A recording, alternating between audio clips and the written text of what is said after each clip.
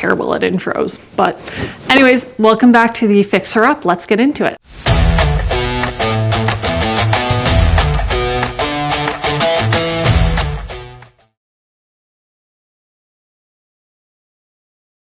Not everybody needs to fix their own car. That's not something that you have to be able to do or even want to do.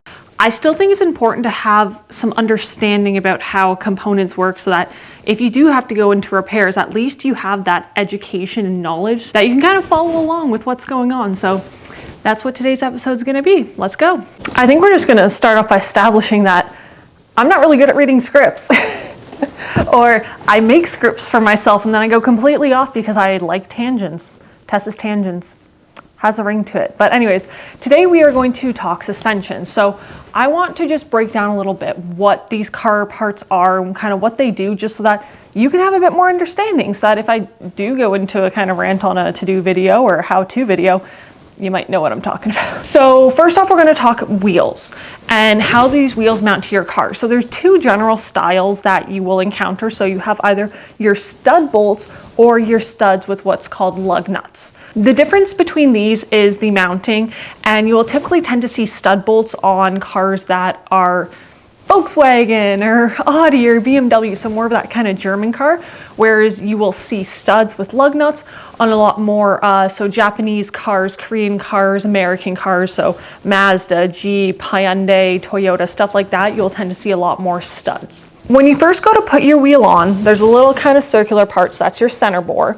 So as you place the wheel onto that, the center part wants to sit snug around that. And then if you have stud bolts, you'll want to line up the holes on the rim with those so you can slide it onto place. From there, you have your lug nuts, which you just turn on afterwards and then go into your tightening. But with stud bolts, it's a little bit different. So the surface is actually flat. You don't have any parts that are sticking out.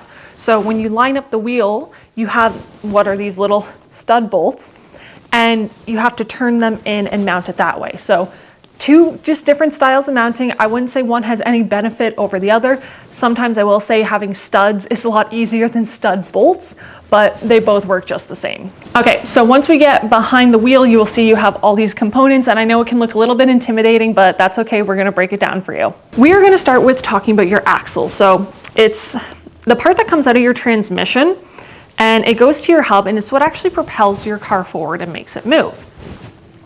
So it'll look something like this. They usually have a boot on them, and that's kind of over where the joint is, and they'll have grease and everything in that.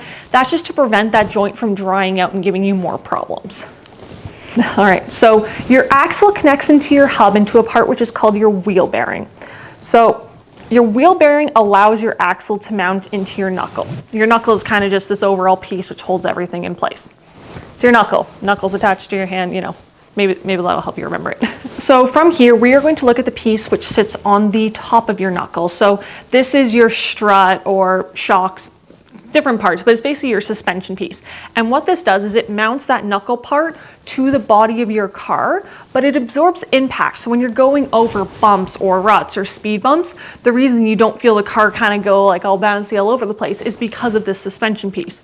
So a very typical way that you'll see it is what's called a spring over your shock, very typical way. I used to have air ride on mine, so it was actually just kind of a little airbag. Just different types of suspension depending on your use for it. One way that you might notice problems with this is if you start to go over bumps or if you hit a pothole and your car starts to feel very bouncy. Or I don't know if you've ever been driving in the car in front of you, they go over a bump and you just see the back kind of like bounce along. That's generally an indication of worn out shock. So next we're going to talk about your control arm. The control arm sits on the bottom of the knuckle, and it usually contains a piece which is called a ball joint. So these pieces are often sold as one unit, so you usually tend to replace them when you're all together. Sometimes you'll get one where it has a removable ball joint, so for that one it's a bit of a different system, but generally it will come all as one piece. This connects the wheels to your car to help allow that steering and movement.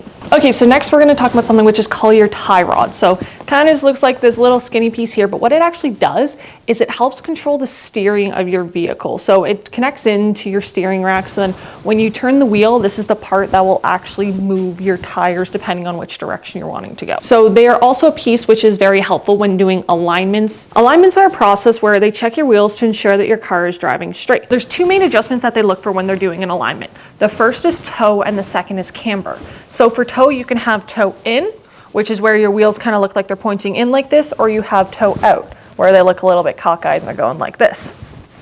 So you don't want either of these. You want your wheels to be straight because it can impact things such as your steering, your tire wear, your control of the vehicle, and basically it'll prematurely wear out your components and your tires, which we don't want. So alignments are very important to get, especially when you do have suspension pieces replaced, because as close as parts are, especially if you have something like a tie rod where it has so much adjustability, if you're replacing that, you don't know that it's going to be set up the same as your previous one is, so you definitely want to make sure you get an alignment after things like that. Camber has to do with the tilt that you see on the wheel. So I'm going to show you guys a picture of Joan here so you can kind of see. So I was running, I want to say anywhere from -3 to -5 camber on that car, which isn't a huge amount, but it's still enough that you can see my wheels have that tilt.